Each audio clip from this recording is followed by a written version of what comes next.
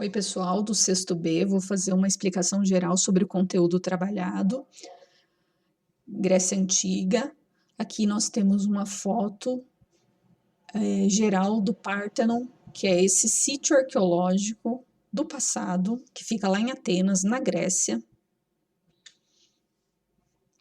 Iassis, que significa olá. Grécia Antiga quer dizer Helás, e foi uma civilização pertencente ao período da história grega que abrange os períodos homéricos, principalmente os séculos 12 a 9. Lembrando que antes de Cristo a contagem é decrescente, então 12, 11, 10 e 9. Foram esses os séculos desse auge da civilização grega que nós estudamos. Por que nós estudamos? Porque tem heranças que são percebidas e que são vividas até hoje. Por exemplo, o estilo arquitetônico. Muitos fóruns de muitas cidades brasileiras imitam essas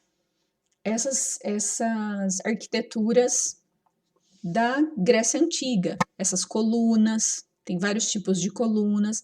Aqui tinha um triângulo gigante de telhado, que é o frontão, chamado frontão. As ideias, por exemplo, ideia de democracia, ideia de voto, ideia de representação política. Então, tudo isso vem desse momento histórico lá do passado. Esse mapa eu já passei para vocês para entender o que eles produziam, o que eles comercializavam e principalmente essas rotas. Ó, observem as setas, ó. Eles visitavam todas essas cidades. Nessa época não eram países, eram cidades-estados, ou seja, cada cidade tinha suas próprias leis e as cidades entravam em guerras. Então aqui a gente tem uma série de produtos comercializados. Como herança política e como característica política, a principal é a ideia de cidadania, a ideia de cidadão, que é aquele que nasce na cidade, por isso que é cidadão, cidadania, cidade. E aí nós temos a democracia, ou seja, o que é democracia? Democracia é a possibilidade de cada um escolher o que quer fazer, o que quer votar, se ele acha que o seu país deve entrar em guerra, sua cidade, no caso, né?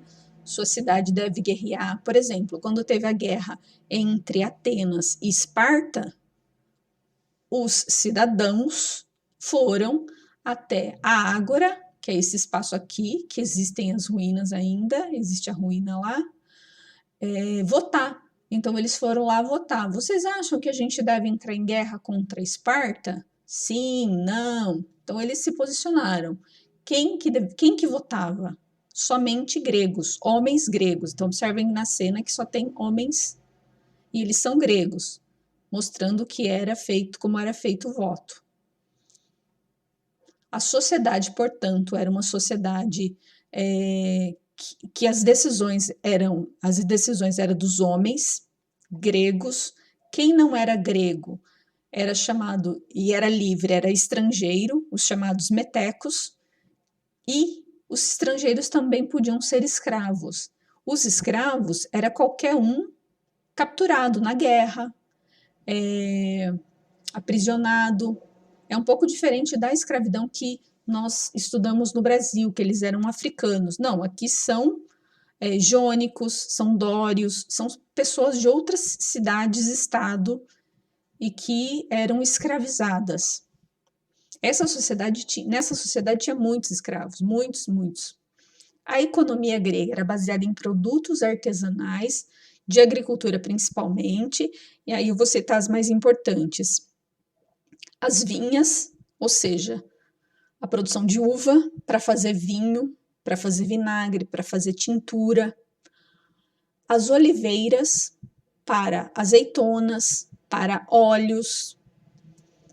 E o trigo para o pão, além de pequenos animais de pequenos portes, ovelhas, cabras, que aí as cabras, por exemplo, forneciam leite.